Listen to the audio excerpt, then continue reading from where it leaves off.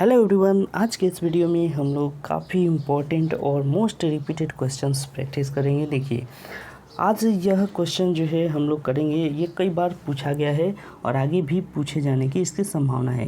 Question देखिएगा, question है कि प्रथम 8 विषम संख्याओं का योग क्या है। ठीक है, अब देखिए इस तरह के क्वेश्चन के लिए शॉर्ट तरीका यही है कि विषम 8 विषम संख्याओं का योग। तो जब भी विषम संख्याओं का योग बोलेगा तो आपको कर देना है n स्क्वायर। n स्क्वायर का मतलब क्या हुआ कि जितनी नंबर ऑफ टर्म्स हैं, कितने टर्म्स हैं, 8 बोला है तो 8 का स्क्वायर कर देना है, यानी कि 64। ये इसका आंसर हो गया।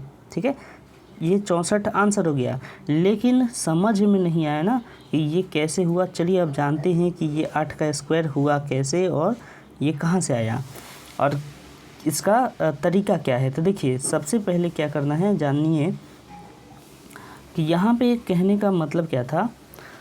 कह रहा था कि विषम संख्याओं का योग। अब विषम संख्या क्या होती हैं? विषम संख्या होती हैं 1 से, देखिए प्रथम 8 बोला है ना, तो पहला हमारा विषम संख्या 1 होता है, फिर 3 होता है, उसके बाद होता है 5, 7, ऐसे करते हुए हमको जाना है कहाँ तक, 8वीं संख्या तक। ठीक है, 9, इसके बाद होती है 11, 13, 15। तो वैसे तो हम चाहें तो इन सबको जोड़ के भी आंसर ला सकते हैं। फटाफट हमने जोड़ लिया, 3 1 4, 5 4 9 ऐसे करके। ठीक है, तो लेकिन उसमें टाइम बहुत जाएगा। तो फिर सिंपल तरीका क्या है ये नहीं है। सिंपल तरीका यही है कि इसका एक फॉर्मूला आपने पढ़ा होगा, n = a + l। ये APGP सीरीज में आपको देखने को मिला होगा। ठीक है, /2।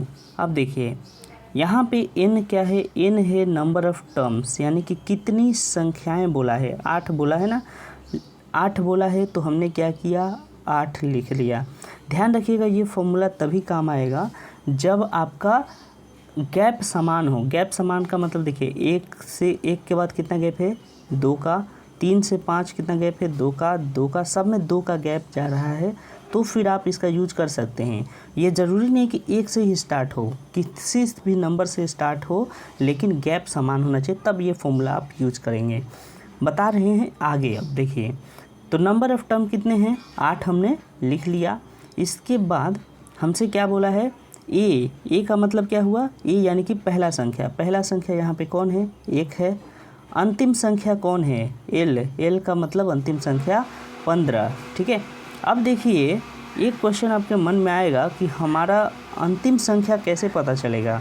ये तो छोटा सा था, हमने लिख के ये पता कर लिया, लेकिन जनरली क्वेश्चन जब आएगा, बड़ा नंबर दे दिया, यहाँ पे 8 लिखा है, अगर यहाँ पे 16, 18 कुछ और लिख देगा, तब फिर हम कैसे पता करेंगे।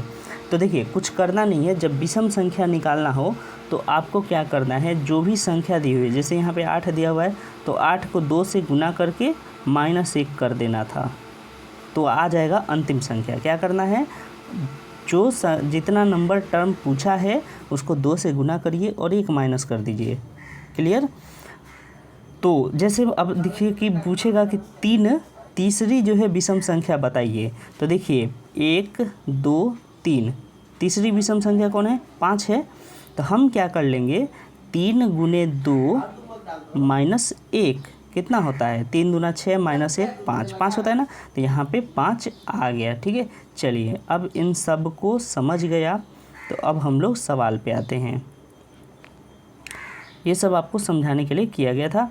अब देखिए यहाँ पे ये आप बात समझ गए। चलिए, तो यहाँ से भी आंसर आएगा, 8 × 15 और 1 कितना होता है, 16 /2। अब इस 2 से आप इस 16 को कटाइए तो कितना आ रहा है, 8 8 8 8 कितना होता है, 64 होता है कि नहीं। तो 8 8 64, यानी कि यहाँ से भी आंसर आ गया हमारा 64। क्लियर। तो ये भी एक तरीका था।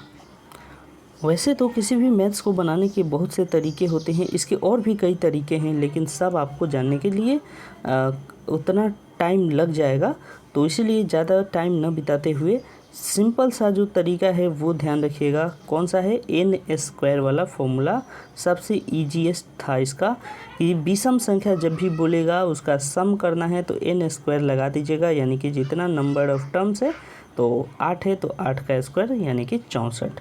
तो ये था बेस्ट तरीका। और उसके अलावा तो जोड़ है, या फिर उसके अलावा हम जो एपीजीपी का फॉर्मूला यूज़ कर सकते हैं, तो ये सब तो है ही। तो आप देख लीजिए कौन आपको बेस्ट लगा, उसके अनुसार आप करिएगा अपना प्रिपरेशन। तो कैसा लगा दोस्तों ज़रूर कमेंट करके बताइएगा। आगे आने वाले क्वेश्चंस के लिए भी चैनल से बने रहें। Thank you.